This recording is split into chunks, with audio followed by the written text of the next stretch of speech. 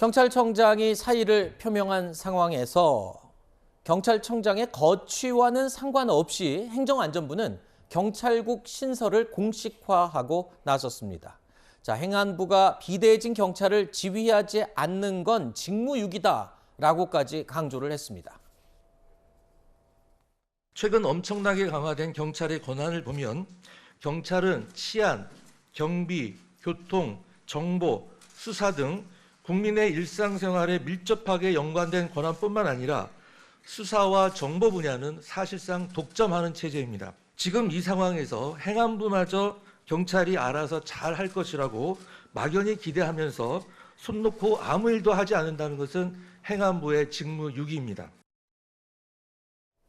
자, 행안부의 직무유기라고까지 언급을 했는데, 그러니까 전 정권에서 지나치게 힘을 키워놓은 경찰 조직을 행안부가 이제는 좀 통제를 하면서 관리를 하겠다. 지금 이 얘기잖아요. 두 가지 정도로 좀 나눠서 생각을 해봐야 되는데요. 지금 행안부의 소위 말하는 경찰 통제와 관련해서는 과거에 이제 지금 일단 행안부의 입장은 음지에서 있었던 일, 그러니까 민정수석실에서 있었던 해왔던 것들을 양성화하겠다는 측면이 하나 있고, 또 조금 전에 말씀하셨던 것처럼 이제 검경수사권 조정을 넘어서서 검수완박법안이 이제 통과가 돼서 이제 시행을 앞두는 상황 아니겠습니까? 물론 이에 대해서 지금 또 위헌 여부를 다투는 과정 절차는 있지만, 그러니까 경찰의 권한이 커지면 이에 대한 일정한 통제가 필요한데, 이제 과거에 하던 방식이 아니라 양성화해서 통제를 하는 것이 타당하다라는 것이 일단 이상민 행안부 장관의 그런 입장인 거고요. 다만, 그러니까 저는 이제 약간 두 가지 측면을 좀 봐야 되는 게, 이런 부분에 대한 어느 정도의 필요는 저도 필요성은 인정을 합니다만, 네. 근데 문제는 이게 소위 말해서 그 소위 사정기관에 대한 통제가 민간에 의한 통제나 이런 좀 그런, 그러니까 국민들의 그러니까 민주적 절차성이 좀 반영이 되는 좀 통제가 있으면 좋을 텐데, 네. 지금 너무 정부에서 사정기관을 통제하고 압박하겠다라는 메시지만 많이 읽히기 때문에 국민들의 오해 소지도 굉장히 많기 때문에 이런 부분들에 대한 차근한 설명 부분도 좀 필요하다고 봅니다. 자, 경찰 조직을 통제하더라도 일방적으로 정부에서 이렇게 하는 것 자체가 위법이 아니냐라는 논란이 일 수가 있겠죠. 이상민 장관은 이러한 이 위법 논란에 대해서도 조목조목 반박했습니다. 역대 정부에서는 이른바 BH로 불리던 대통령실에서 경찰을 직접 지휘 통제하는 경우가 비일비재했습니다. 행안부를 거치도록 하고 있는 헌법과 법률에 위배하여 행안부를 패싱한 것입니다. 독립성 침해를 주장하는 분들은 역대 정부에서 행안부 장관을 패싱하고 경찰이 BH와 직접 상대하는 것을 독립성이라고 하는지도 모르겠습니다. 하지만 만일 그러한 주장이라면 잘못된 관행 수준을 넘어서 헌법과 법률을 깡그리 무시하는 것이기 때문에 일구의 가치도 없는 주장입니다.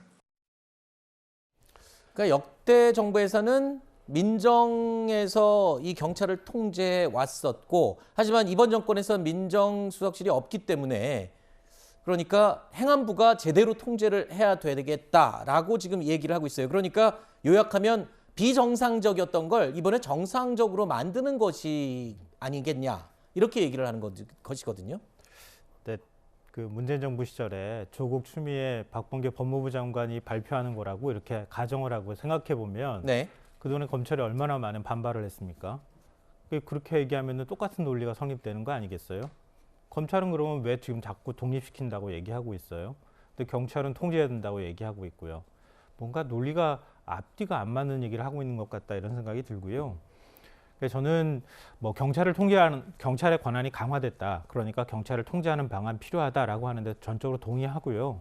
그럼 어떻게 그럼 통제할 것인가, 이런 문제들이 있잖아요. 국가경찰위원회를 두도록 법률로 정해져 있어요. 그러니까 일종의 경찰이 무소불위의 권한을 행사하지 못하도록 민간이 통제하는 방안들을 찾아 나가려고 노력을 했던 거예요. 그리고 이제 자치경찰제를 도입한다거나 정보를 분리한다거나 이런 여러 가지 분산하는 노력들을 그동안 해왔단 말이에요.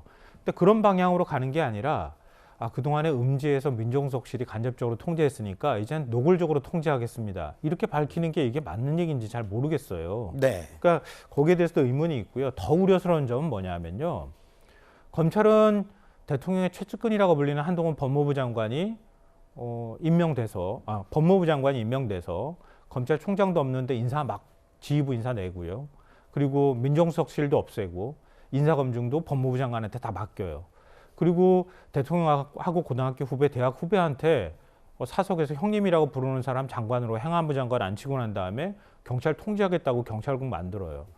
그럼 뭡니까 이게? 사정기관 내가 아는 후배들, 내 친한 후배들 시켜가지고 사정기관 통제하겠다는 얘기는 다름이 없는 거잖아요. 알겠습니다. 이런 사적 통제에 관한 우려가 저는 훨씬 더 문제가 있다라고 생각합니다. 네. 김소환 평론가님께서 해주신 말씀은 이제 좀 기존에 있는 것보다 좀 크게 우려를 표명을 해주신 것 같고, 저 개인적으로 생각할 땐, 그러니까 이게 없던 걸 새로 만든다는 느낌보다는 과거에는 비공개로 민정수석실에서 해왔던 것들을 양성화하고, 어차피 헌법과 법률에 행안부에서 경찰을 지휘하도록 되어 있기 때문에 이걸 이제 소위 말해서 법에 따라서 하겠다는 취지인 것 부분은 이해가 됩니다. 그러니까 저도 이해에 대해서 이해가 되지만, 다만 지금 이상민 장관님께서 말씀하시는 이 내용을 좀 들어보면 통제라는 느낌이 너무 강하게 들어요. 네. 그러니까 비정상의 정상화라는 느낌보다는 통제가 너무 강하게 느껴지고, 말씀하셨던 것처럼 그러니까 소위 행안부에서 통제도 통제지만 국민들이 감시하고 견제하고 할 수 있는 그런, 그러니까 소위 말해서 국민들이 들어가서 할 수 있는 것들, 그런 부분들에 대한 내용들이 좀 많이 빠져 있다 보니까 네. 좀 강압적으로 느껴지는 부분들은 있습니다만, 이게 초법적이거나 초헌법적인 발상은 절대 아니다. 네. 얘기는 제가 해드려야 될 것 같습니다. 네. 자, 야권에서는 이상민 장관에 대해서 탄핵에 나서겠다며 강하게 반발하고 나섰습니다. 행안부 장관을 탄핵 추진해야 한다고 생각합니다. 명백한 탄핵 사유라고 생각합니다. 행안부 장관 법률에 위배되지 않는다라고 강변했지만 그건 명백한 법률 위반입니다. 1991년도에 경찰법을 제정할 당시에 또 그 전년도에 정부조직법을 개정할 당시에 왜 행안부 장관의 사무에서 치안 사무를 삭제했는지 그 역사적인 맥락이 있는 것입니다. 그 당시에 입법 취지가 있는 것입니다. 그런 입법 취지를 정면으로 훼손하는 경찰국 신설은 명백하게 법률에 위배된 행위입니다. 자, 황운하 의원 같은 경우에는 경찰 출신이죠. 그리고 검경 수사권 조정에 가장 경찰의 입장을 강하게 피력해 왔던 인물 가운데 한 명입니다.